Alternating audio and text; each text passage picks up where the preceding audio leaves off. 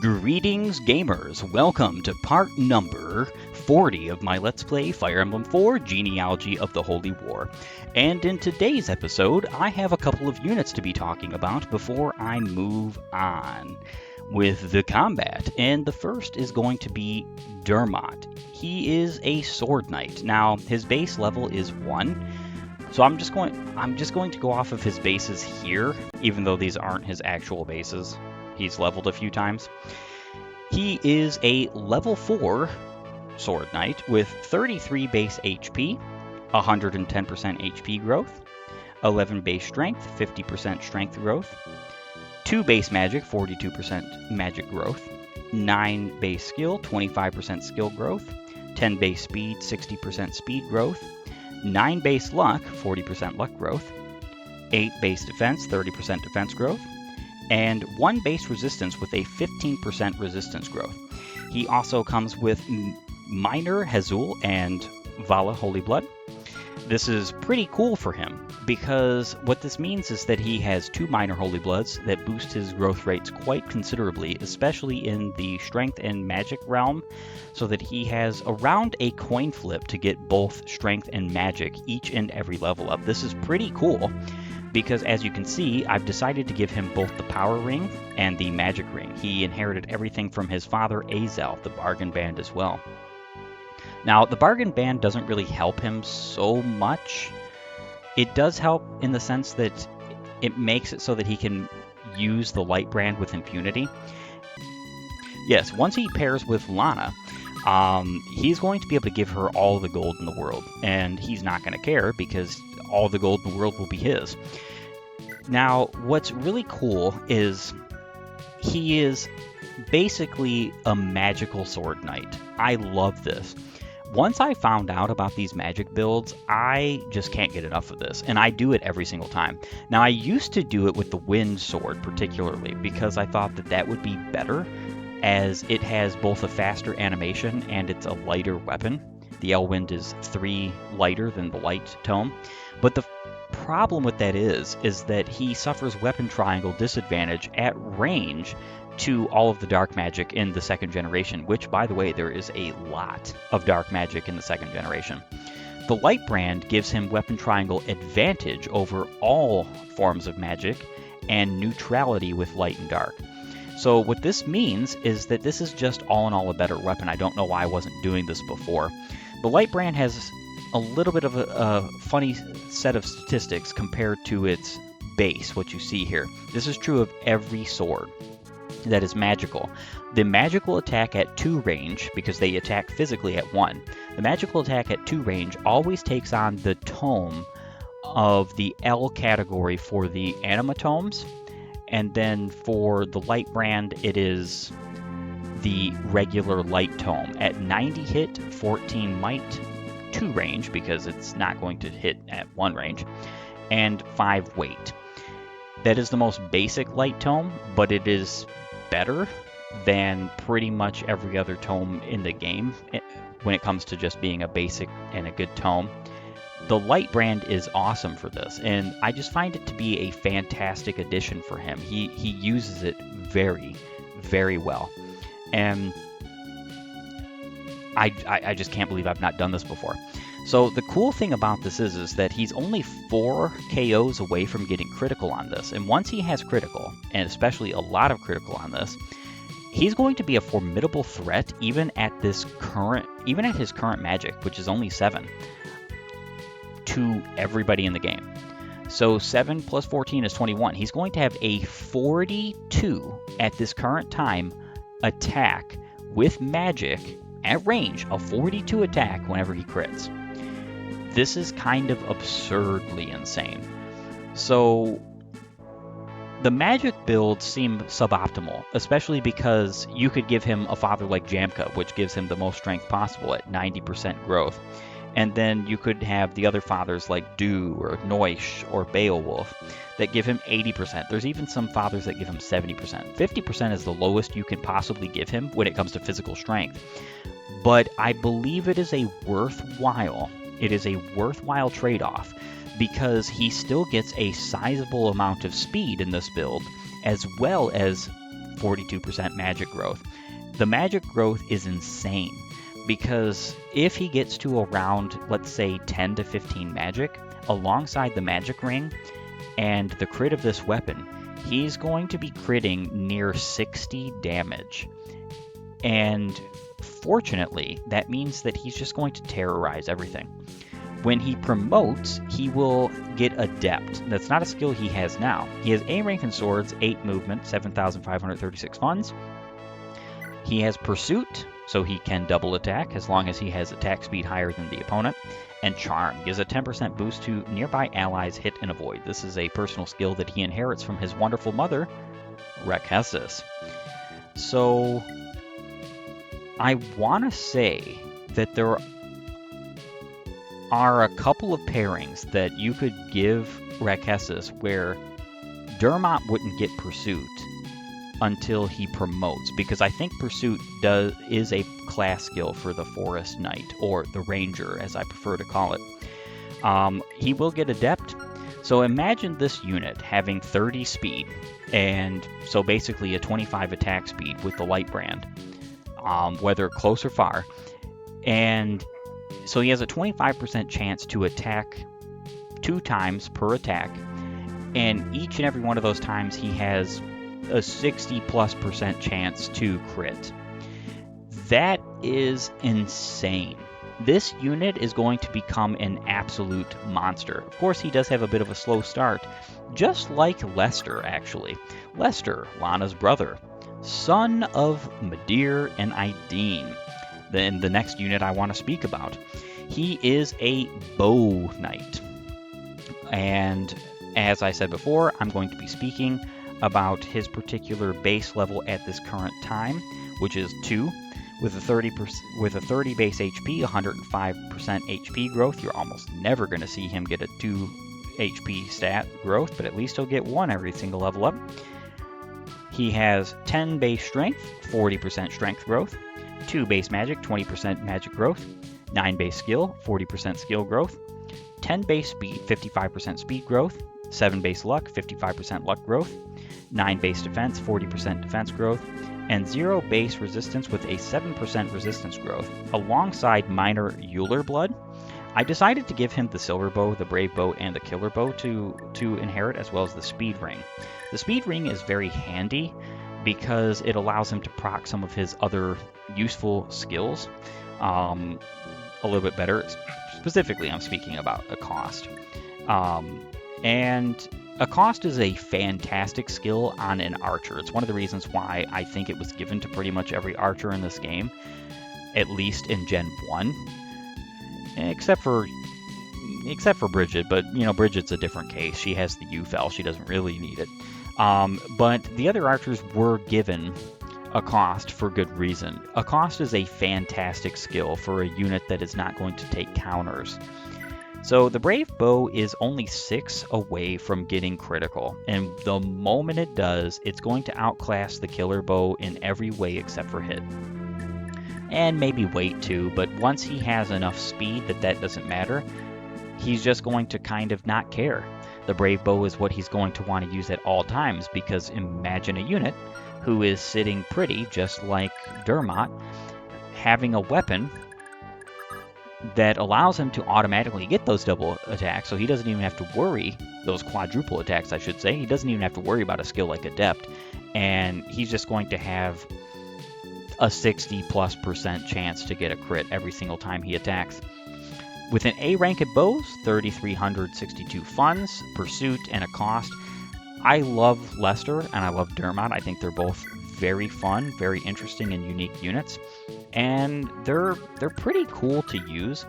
I wouldn't say that they're optimal in the pairings that I did, but I would say that they're fun with the pairings that I did. And that's really all it comes down to. If you watch videos where somebody tells you that you should only build your genealogy units in such and such a way, I think Fee is the last unit to move, you might get some pretty great success from it. I'll grant you that. But you know what you might also get? a fee that's almost dead because she got hit again. 14% fee. 14%. But what you'll get is a crew of units that aren't really your own, that you didn't make yourself. You didn't build them yourself. You didn't take your time to say, hey, what unique and interesting builds can I make with my particular units? And what's cool about Genealogy is that you have more than enough opportunity to come up with some pretty darn cool and interesting concepts for units. Like, for instance, Dermot. I'm not the first person to think definitely not the first man to think of a magical sword build with Dermot, but I enjoy it nonetheless either way. You'll never take my castle from me, rebels. I'll beat the daylight right out of you.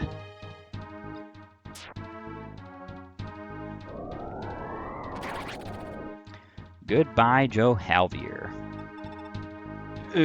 I'm sorry, Marse.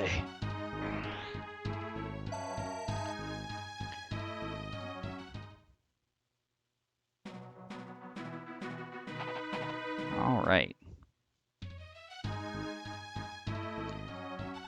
What in the blazes was that? Just when I thought my son can't get any more useless, he goes and forgets how to fight? Schmidt, get out there. Take back my castles now. Yes, sir. You can depend on me. Yeah, so Schmidt is going to go and take back Isaac Castle, and then once that happens, I'm going to be able to seize it and go there with Julia and get her tome. If you go to Isaac Castle with her, you visit Isaac, you can get the Nosferatu, whereas if you visit Sephora, you can get the Aura tome. There is an obvious good choice in this matter. Alright, Seliph.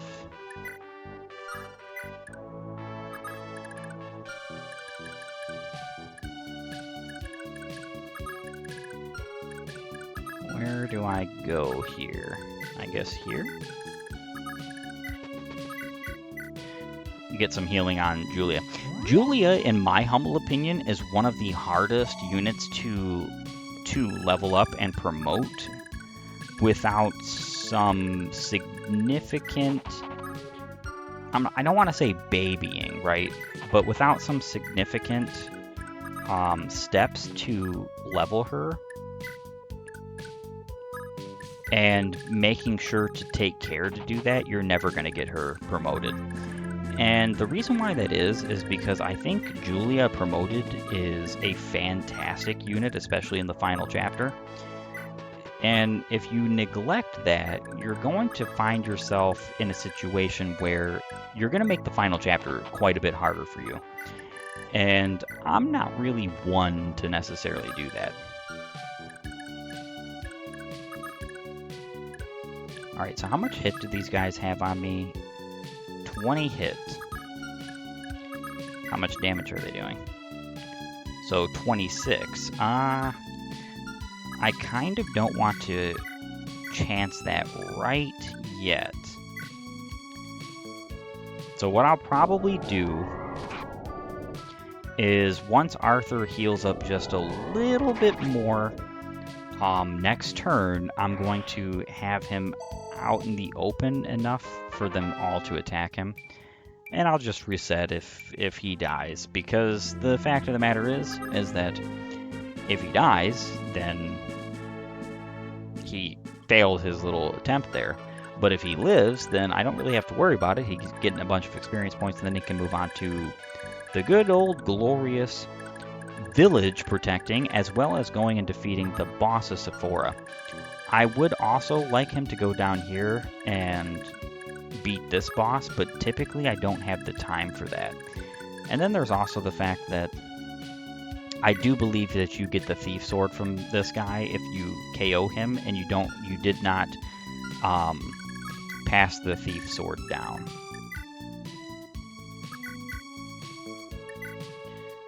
Brave Lance. So this will KO, but she has to hit. Perfect. Awesome, Fee. Now, Fee doesn't need these villages, being very honest here. I am going to move up, though, and get ready to attack the next village. Is she within realms of being healed? I really don't think so. I think this is going to be the closest that she could get to healing, but I don't think that it's going to be possible. I am actually a really big fan of the way that this chapter is designed. I actually think it's one of the better chapters, design-wise, in the second generation. And part of the reason why that is because it's not too unworldly big. But it also has a lot of really cool and interesting facets to it, like how you can go either Isaac or Sephora. You can actually go both if you really wanted. And there's ways to approach the chapter where you don't necessarily have to fight it the same exact way I'm doing. Like, you could, in fact, just take Arthur down and fight the Axe Knights as well as the boss, passing him through the mountains. Ooh. He is seriously... Yeah, he's taking exact damage from these guys. I halfway want to still tempt it, but I don't know if that's necessarily a good idea or not.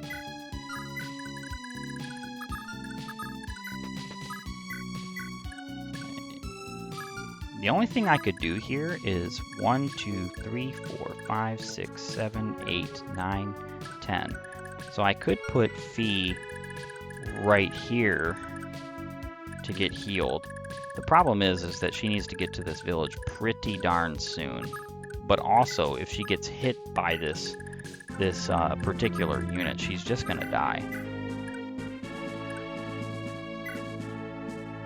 So I think it's just for the better that I play it a little bit safe and heal her up.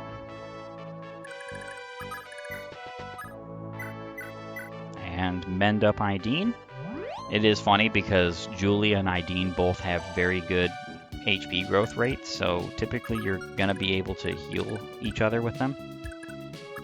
Alright. Ulster. I like pairing Lester and Lana. Actually, I don't think that they have... Man, I really wish I could find the pairing guide for the second generation, and I cannot for the life of me find it, and I've tried. I've honestly tried. Because I would like to know who pairs with who. Like, for instance, I'm obviously going to be pairing Johan and Larce. I think that's just like a no-brainer pairing. Especially because it's so quick. There's a lot of pairings that are very quick. It doesn't actually matter, though, if she does get paired or not, because either way, it'll just be whatever. So he can't take a single hit here. So he has to basically survive this whole next wave of enemies without taking a hit. Would be a shame if he perishes, but I'm going to take the risk. Just to get rid of them. I have stuff I need to do, and the faster I get to it, the better.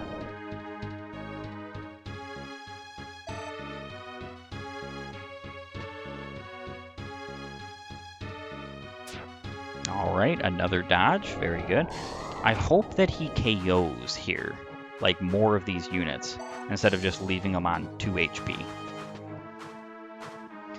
This is one of those instances where you would say it would just be better for him to be given the magic ring than somebody like Dermot, and instead of making like a gimmicky build, but honestly, he has a 30 might weapon. And unfortunately, I do have to reset, so I shall be right back.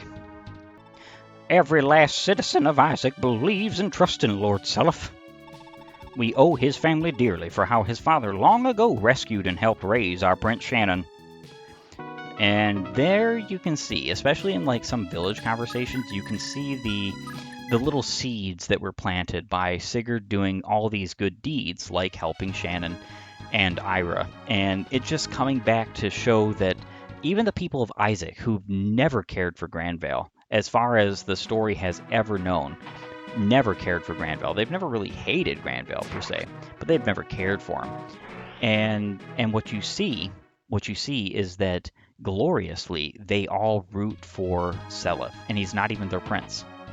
Of course, they're still probably just as much rooting for their prince, right? They're rooting for the Balmung wielding swords master of legend, Shannon. But Seleth is the scion of light, not Shannon.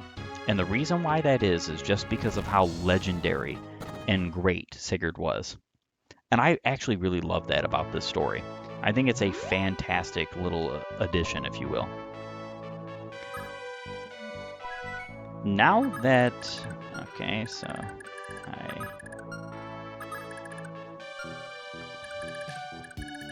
Who am I pairing with Seleth?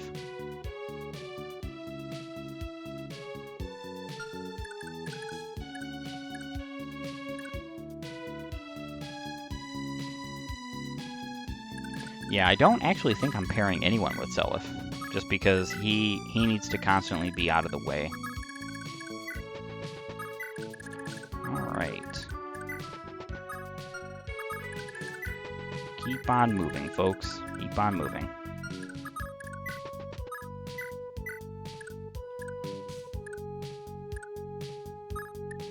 I don't really need to heal anyone right now. And of course, like I said, I want to keep my units moving as much as possible.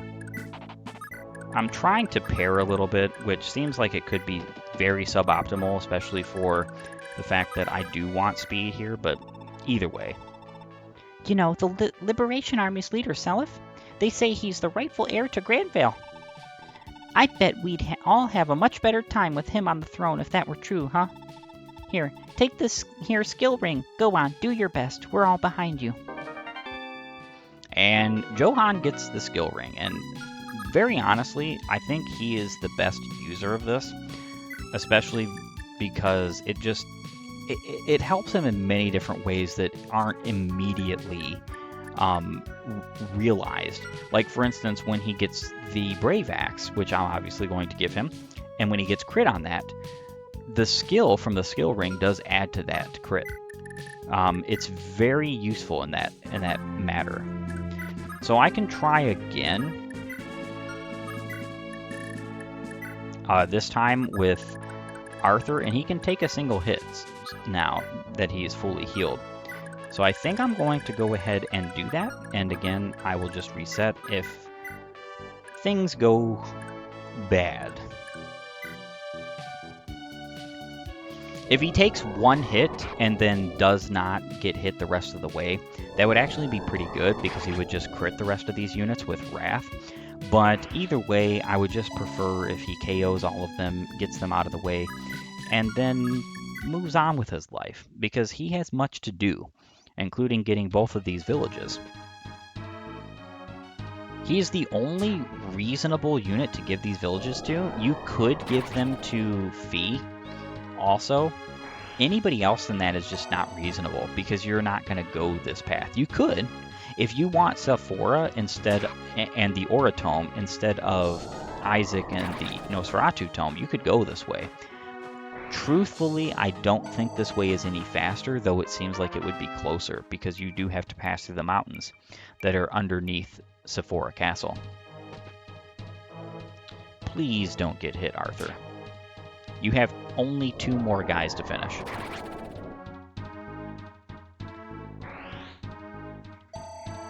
Perfect. 1 left to go. And he dodged, which means this is finished. Very nice. He's going to be able to go up to the upper village and obtain that gold.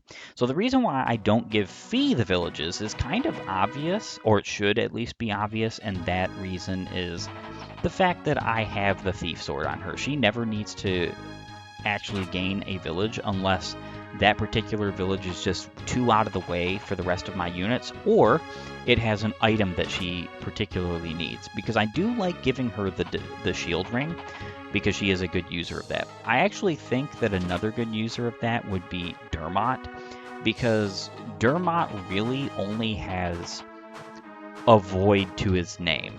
And if his avoid isn't great, his defense isn't great either, you can have a dead Dermot pretty quick. He's not very good at enemy phase tanking in the beginning of this generation, because he's just too frail. All right.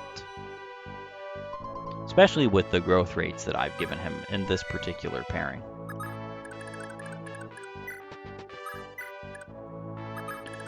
All right, Ulster, Larcey, of course. Lana and Dermot. I'm probably not going to keep them next to each other too much longer, just because of the fact that I'm going to need them to move down. All right, Oifi, you can sit next to your cousin? Second cousin? I think they're second cousins. Very confusing. There's nothing confusing about it, I'm just forgetting. All right, and let's move you up. So getting these villages with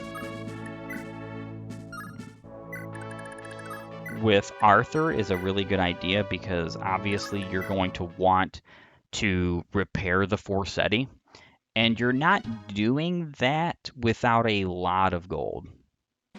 Luckily for Arthur, he is a very good, and I mean a very good, arena combatant. He doesn't always pass through all arenas, because the fact of the matter is that some units just one-shot him, or so on and so forth, and that can happen. And regardless of how good Forseti is, at this current moment, he himself is not good. So this little part of this chapter, I absolutely love giving these KOs to Lester and Dermot. It's pretty easy to do, too. Especially with the ones that are sitting over here by the castle.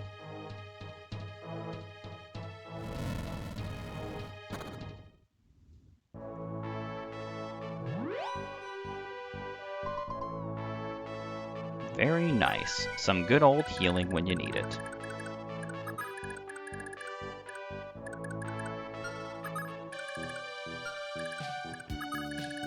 Alright, Dermot, you can go right here.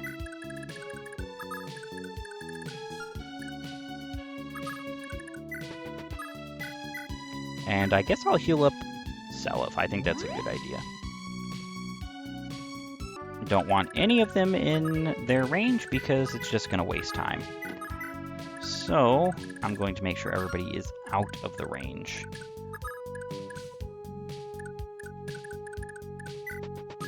You can sit right here. Johan can sit next to you.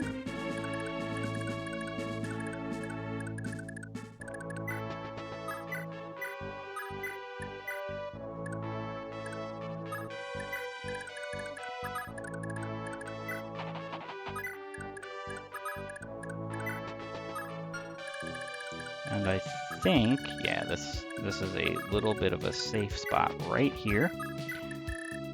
And of course, Arthur has to continue his trek. He moves awfully slow, unfortunately. It is one of the big downsides of the unit, particularly. Of course, I'm going to use the Thief Sword, as it is Fee's ticket to gold.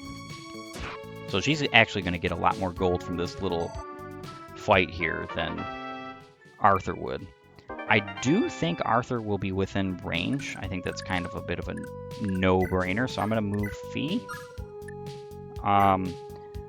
Fee and Arthur are also, in my humble opinion, obvious choices for pairing. And the reason why is because Fee has the Thief Sword.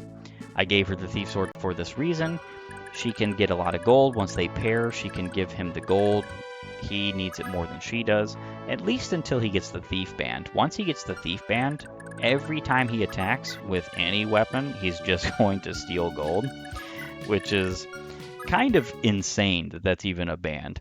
I actually think that in the realms of this game, I would say that it is on par with the power of the bargain band. The problem is that you get it so late in the game that it kind of can't actually be on par with the bargain band because availability does still count for something.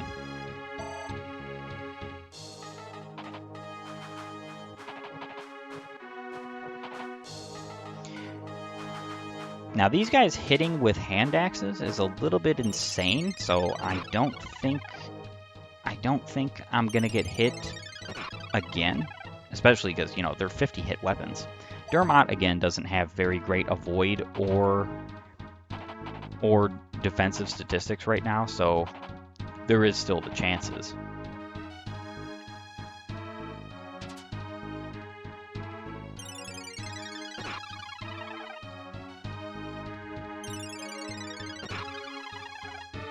And not yet being at critical is a bit of an unfortunate thing for him right here, because if he was at crit, he would just be KOing.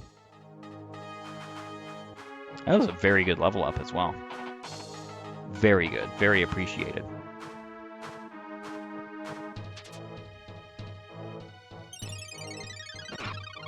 Alright, still doing the same damage because unfortunately he did not get magic in that level up.